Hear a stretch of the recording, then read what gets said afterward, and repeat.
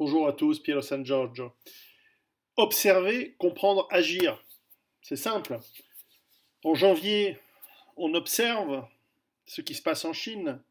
En février, on comprend et l'action se fait proportionnellement tout au long du temps et en fonction de la situation. Donc, euh, aujourd'hui, l'Italie est entièrement en quarantaine et paradoxalement, je vois des bonnes nouvelles à l'horizon, mais à un horizon assez lointain. C'est-à-dire que si on prend l'expérience de la science en recherche sur les vaccins, sur ce genre de maladies, et comme d'habitude, je vous parlerai d'abord de l'aspect médical, ensuite des deux autres aspects qui sont les aspects de saturation des hôpitaux et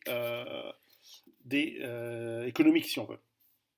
Eh bien, d'un point de vue médical, on commence à mieux comprendre comment fonctionne ce vaccin, on commence à avoir isolé une grande quantité de souches et de variantes à travers le monde. On a les variantes iraniennes, on a les variantes, et il y a plusieurs variantes en Italie qui circulent, et on commence à comprendre comment cette épidémie s'est propagée en Italie.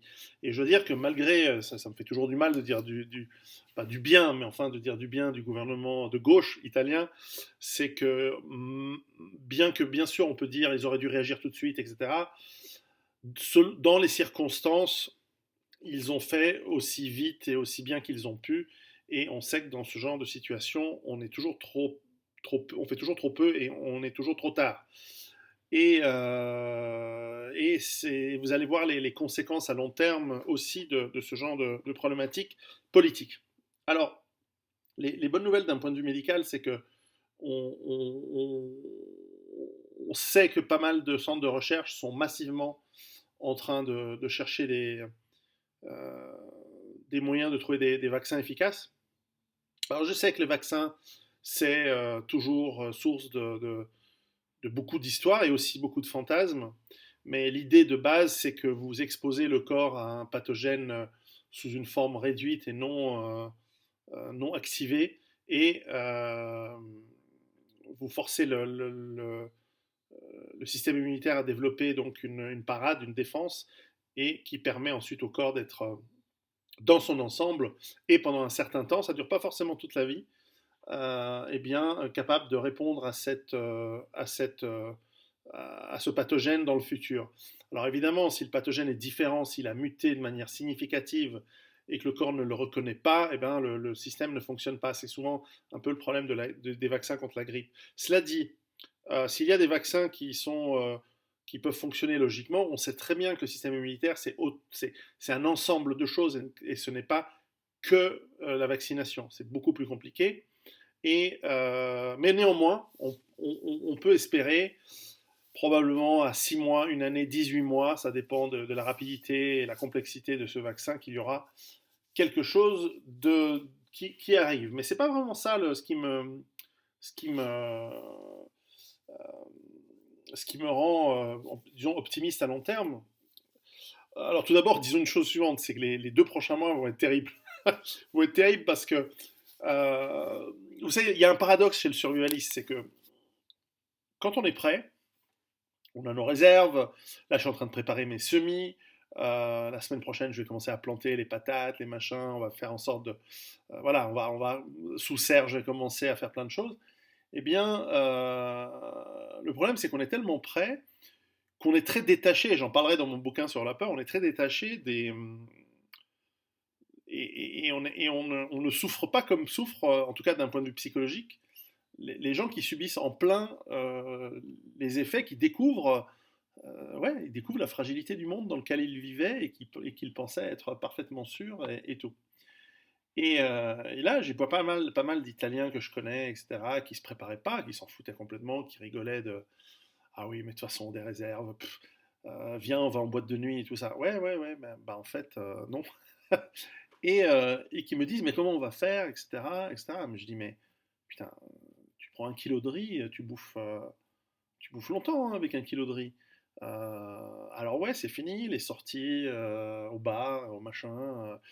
Ça y est, malgré la crise en Italie, on vit bien. Et donc là, il va falloir prendre sur soi pendant un mois, 2 mois, 3 mois, le temps que cette crise passe, et ça, on va vivre mal. Et ils vont vivre mal. C'est difficile, c'est difficile. Après, il y a plein d'autres phénomènes, hein. Il y a le... Je ne veux pas aller trop vite. Je reste dans le médical. Donc, vaccin, c'est en route, mais ça va prendre du temps. Mais enfin, on va y arriver. C'est pas la fin du monde. Je veux dire, moi, je n'y crois pas du tout à ce problème de virus mutant, machin. C'est bon, ok, il est méchant, on le sait depuis le début. Moi, je voyais ce truc arriver. En janvier, je me suis dit, bon, calmos, ça fait moins de morts que la grippe. Puis ensuite, je me dis, ah non, c'est pas la grippe. Et finalement, ouais, ça se propage quand même vite et ça tue. Pas beaucoup, mais ça tue. Et, euh, et voilà. Deuxième élément, eh bien, effectivement, il sature les hôpitaux. Et on voit en Italie que très vite un pays est largement saturé. Donc l'Italie, elle est complètement saturée. Donc c'est pour ça qu'ils ont décidé d'encore plus isoler et de renforcer les mesures d'isolement, de quarantaine. Ça va arriver en France, tôt ou tard, et plus vite ça arrive, mieux c'est, mais ils le feront le plus tard possible, évidemment, et ça va arriver dans tous les pays. Il y a des rumeurs de déclaration d'état d'urgence aux États-Unis. Parce qu'en fait, ils se rendent compte qu'ils n'ont testé que quelques dizaines de milliers de personnes, alors qu'en réalité, les cas sont en quantité gigantesque, et ils se sont complètement fait déborder. Alors, le moment n'est pas encore venu de donner les responsabilités, de dire si c'est l'État fédéral ou les États ou les différentes organisations qui s'occupent de ce genre d'urgence qui ont merdé, mais ça a merdé aux États-Unis. C'est en train de merder en Angleterre, c'est en train de merder au Danemark, ça a merdé en France, hein. Et bref, donc le moment, c'est pas de chercher les causes, de donner la faute à. Il y aura le temps pour ça plus tard. Mais pour l'instant, il faut tous prendre nos responsabilités, de rester isolés, ne pas devenir des vecteurs de propagation de la maladie. Donc c'est ça aussi d'être un citoyen responsable. C'est aussi de ne pas, euh, de ne pas, en tout cas consciemment, faire des conneries. Donc, c'est le moment d'arrêter de travailler, c'est le moment de rester à la maison, c'est le moment de... Parce que faites pas comme en Italie où ils ont fermé les écoles et ils ont laissé les gosses à être gardés par les grands-parents. Et donc, les gosses avaient ramassé le truc, les grands-parents aussi. Les enfants, ils se voient l'après-midi les uns les autres. Ça a été une catastrophe et les grands-parents, ils sont en train de mourir. Bref. Et donc soyez responsables, c'est pas le moment d'aller dans des bars, dans des concerts, etc. Et il faut que vous demandiez à vos gouvernements, à vos États de dire, voilà, si vous voulez être sérieux, on ferme pendant un mois, peut-être 2 mois, tout ce qui n'est pas vital. On laisse les hôpitaux, on laisse les centres commerciaux et on les approvisionne, mais tout le reste se ferme, les restaurants, les bars, les cinémas, tous les lieux publics, tout est fermé et on demande à l'État de pallier au chiffre d'affaires perdu. Alors je sais, dans un état bureaucratique, c'est la folie, mais c'est ça le truc qu'il faut faire. Pallier au chiffre d'affaires, pallier au salaire, pallier au loyer, c'est-à-dire que l'État, tant pis, il fera de l'inflation, il fera de la dette, mais plutôt que sauver juste leurs potes, pour une fois qu'ils peuvent sauver le pays, c'est pas mal. Tant qu'on y est, c'est pas la bonne méthode, hein, point de vue philosophique, mais au point où on en est, autant l'utiliser. Donc il faut pétitionner pour que l'État, en fait, remplace tous les paiements et toutes les sources de revenus de la population et des entreprises et couvre les dépenses pendant 2 3 mois. C'est comme ça. C'est ça où vous allez avoir 1 ou 2% de la population qui va crever. Donc vous choisissez, hein. En France, ça fait 1 million de personnes. Donc choisissez. L'État qui s'endette encore plus ou 1 million de morts. À peu près, hein, 1%, ça fait ça. Alors pas les 1 million de morts, c'est pas tout de suite, hein, 1% de mortalité, c'est pas en 2 semaines, mais il y a une première vague de ce virus qui va être violente jusqu'à cet été, et probablement il y aura d'autres vagues plus tard, mais là on espère peut-être avoir des vaccins. Et donc vous allez être saturé, les hôpitaux vont être saturés, donc faites gaffe, c'est pas le moment de tomber malade d'autres choses, c'est pas le moment d'avoir une crise cardiaque, c'est pas le moment d'avoir une fracture, c'est pas le moment de devoir aller à l'hôpital. Vous allez bientôt, vous n'allez plus être soigné. Ça va être le bordel. Alors, en Italie, ils font du triage, hein. S'il y a 2 patients et qu'il y a un seul lit, ils vont prendre le patient de 40 ans, ils vont laisser mourir le mec de 60. Donc c'est comme ça. C'est la dure réalité. Et vous allez voir pourquoi je suis optimiste malgré tout. Et c'est pas une question de renflouer les caisses retraite, hein. C'est beaucoup plus profond.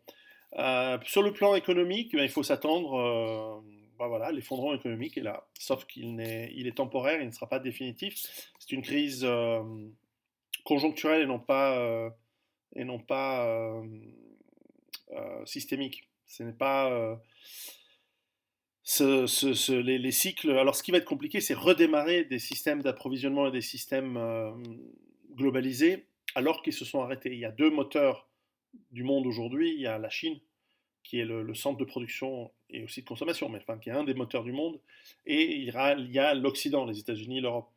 Et donc, en gros, pour faire simple, là, vous avez la Chine qui s'est éteinte et qui va petit à petit redémarrer, et vous avez l'Occident qui est en train de s'arrêter de consommer parce qu'il va être chez lui. Donc vous avez l'usine qui va recommencer à produire alors que plus personne va pouvoir consommer parce qu'ils vont être chez eux ou très peu.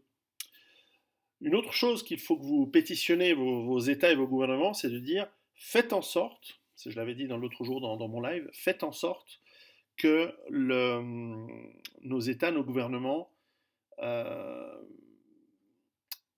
aide les agriculteurs à semer et cultiver les champs au printemps et semer pour que cet été il y ait de la nourriture. Parce que si vous avez voilà, des coopératives agricoles, des fermes, etc., où il y a trop de gens malades et qui ne vont pas travailler et que le travail n'est pas fait, il n'y a pas de récolte cet été. Donc il faut semer maintenant. Alors vous allez me dire, oui, mais on va pouvoir importer d'Afrique du Sud, etc. Attention, le virus, il est en train de taper aussi là-bas. Donc eux, ils sont un petit peu en retard, mais ils vont choper le virus ces prochains mois. Donc ces prochaines semaines, ils sont déjà avec il y a pas mal de cas qui commencent à augmenter aussi très vite. C'est exponentiel. Au début, un, un malade, un malade, un malade, un cluster, un deuxième cluster, un troisième cluster, et ensuite c'est l'explosion. Et en Afrique, ils en sont au premier malade. Et enfin, l'Afrique en tant que terre agricole, elle est importante hein, aujourd'hui dans la globalisation. Pareil pour l'Amérique du Sud, etc. Donc faites gaffe, on risque, si on ne fait pas ce boulot au printemps, si on ne plante pas, si on ne fait pas les semis, on plante, etc. Et c'est maintenant, on est au mois de mars, et bien cet été, il n'y a pas de bouffe, ou très peu, parce que les réserves ne sont pas infinies. Alors c'est pas la fin du monde, hein, c'est pas la fin du monde, il y a des réserves, il y a des grains, il y a pas mal de saloperies en réserve, mais il y en a, c'est pas infini. Je ne crois pas que les centres logistiques et les carrefours, les Auchan, ils aient 2 ans de bouffe pour tout le monde. Et même pour les denrées les plus durables et les plus basiques, hein, sucre, céréales, c'est des saloperies, c'est des trucs qu'il ne faudrait pas manger. Hein. Mais enfin, voilà, ça permettrait à la population de tenir. Les conserves, etc., il y en a pas 50 000.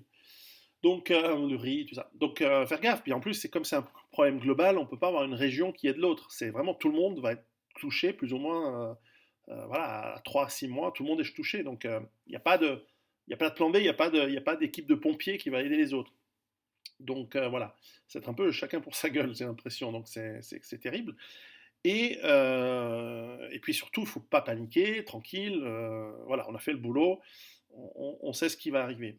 Mais on sait que beaucoup de gens vont paniquer, donc c'est le moment de se distancier, déjà pour la contagion et déjà pour faire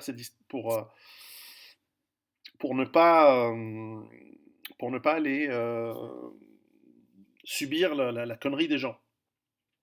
Si vous voulez absolument votre pot de Nutella et qu'il y a deux grosses nanas qui se battent pour l'avoir, ne vous interposez pas, tant pis, privez-vous de Nutella. Bref, vous comprenez ce que je veux dire, c'est sérieux. Hein. Après, donc toujours dans l'aspect économique, la bonne nouvelle, c'est qu'en fait, on va se rendre compte en isolant les gens que finalement, dans 2 ou 3 mois, la première vague de ce virus va être résorbée et suffisamment de gens vont développer une immunité naturelle, suffisamment de gens vont être isolés pour que le nombre de cas à être soignés baisse. Et puis aussi, il faut le dire, c'est que le nombre de gens fragiles, et puisqu'ils vont disparaître, eh ben, il y aura moins de malades graves. Et donc, euh, si vous êtes en maladie orpheline à l'hôpital, etc., bonne chance. Hein parce que c'est à l'hôpital que vous allez choper vous avez le plus de chances de toucher, tomber sur ces maladies et vous allez trouver, et puis vous allez avoir voilà, aujourd'hui il y a par exemple en Italie, sur tout le pays, sur 65 millions d'habitants, dans les hôpitaux, il n'y a que 3000 respirateurs, systèmes de respiration assistée.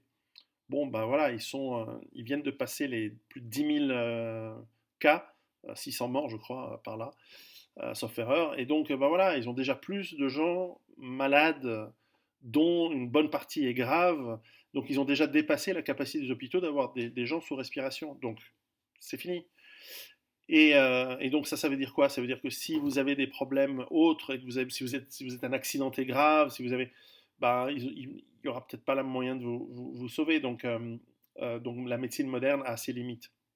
Donc c'est pour ça que je vous dis renforcer votre système immunitaire par la nutrition, par les compléments, par tout ce que vous pouvez, par l'activité physique, etc. C'est un processus assez long, mais il n'est jamais trop tard pour commencer. Alors, reposez-vous, dormez, faites des bonnes nuits, ne stressez pas. Alors, je sais que c'est paradoxal, on a des médias qui nous stressent. Alors, autant en janvier, ils disaient pas de problème, c'est rien. En février, ils nous disaient mais non, les masques marchent pas, rien, il n'y a pas besoin de changer vos habitudes. Et maintenant, c'est ah, on va tous mourir. Voilà, ils sont irresponsables comme depuis une cinquantaine d'années, comme en fait toutes les classes dirigeantes. Et c'est là où j'ai de l'espoir, c'est que je pense que cette crise, elle va radicalement changer le monde. Ou pas. Alors, le ou pas, c'est vite fait, c'est que dans un an, on a oublié et on recommence les mauvaises habitudes et on recommence à rien foutre. La bonne nouvelle, c'est que cette crise va tellement radicalement montrer que la démocratie ne marche pas, que les classes dirigeantes sont corrompues et on n'a rien à foutre de la population, et qu'il est temps de les dégager sévèrement et de les punir. On fera ça plus tard. Et que le modèle globalisé avec le sans-frontiérisme est arrivé à son terme. Et enfin, toutes les conneries de culpabilisation constante de la population qui vont de l'antisémitisme au féminisme, au LGBTisme, toutes ces conneries, par rapport à ce qui est en train de, bien sûr, qui n'ont, et j'ajouterais l'immigration et tout le tralala, tralala, tout ça, ce sont des bouffonnades, et je pense que nous allons nous révolter contre ça de manière massive à la fin de cette épidémie, parce que les gens vont souffrir, et là, c'est fini, genre, tu m'as insulté, je veux mon safe space, à ne pas pouvoir respirer. Tu vas peut-être avoir vu ton grand-père, ta grand-mère, ton père, ta mère mourir du truc dans la rue parce qu'il n'y a plus de place dans l'hôpital. Et là, putain, tu vas mettre les priorités là elles doivent être. Et donc, tu vas te responsabiliser. Et donc, tu vas être mieux préparé pour la crise suivante, parce que cette crise du virus ne change rien, au contraire, elle va accentuer tout- toute la problématique si elle ne l'effondre pas, mais je lui donne que 10% de chance pour que ce soit l'effondrement final.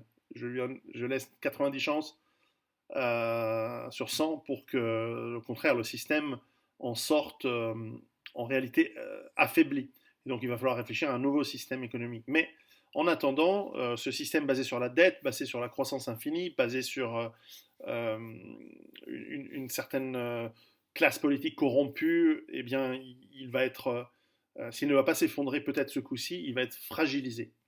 Et ça va avoir des conséquences très très lourdes, et à ça aussi, il faut se préparer. Préparez-vous, et à bientôt. Et je vous rappelle que vous trouvez la plupart de mes vidéos exclusives sur Patreon, et que vous pouvez me soutenir là-bas.